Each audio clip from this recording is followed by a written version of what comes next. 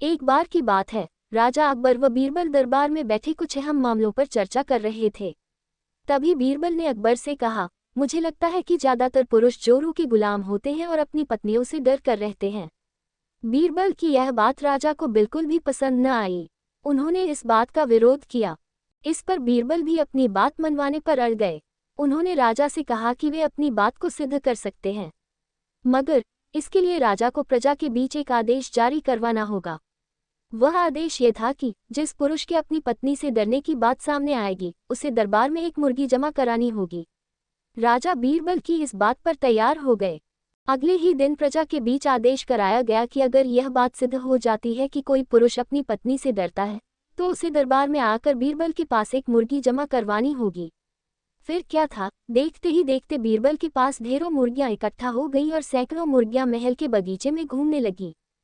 अब बीरबल राजा के पास पहुंचे और बोले, महाराज, महल में इतनी मुर्गियां इकट्ठा हो गई हैं कि आप एक मुर्गी खाना खोल सकते हैं, इसलिए अब आप इस आदेश को वापस ले सकते हैं। मगर महाराज ने इस बात को गंभीरता से नहीं लिया और महल में मुर्गियों की संख्या धीरे धीरे और भी ज्यादा बढ़ने लगी। इतनी अधिक मुर्गियां महल में जमा हो जाने के बाद भी जब राजा अकबर बीरबल की बात से सहमत नहीं हुए, तो बीरबल ने अपनी बात सिद्ध करने के लिए एक नया उपाय निकाला। एक दिन बीरबल राजा के पास गए और बोले, महाराज, मैंने सुना है कि पड़ोस के राज्य में एक बहुत ही खूबसूरत राजकुमारी रहती है। अगर आप चाहें तो क्या मैं आपका रिश्ता वहां पक्का कराऊं?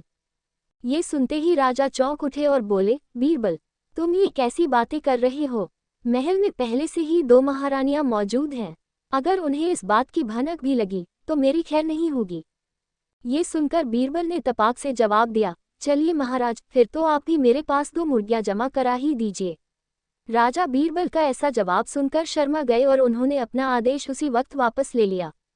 कहानी से सीख। अकबर बीरबल की इस कहानी से हमें ये शिक्षा मिलती है कि बातों की चतुराई से हम किसी भी बात को मनवा सकते हैं। जरूरत है तो बस बीरबल की तरह चतुराई से अपना पक्ष रखने की।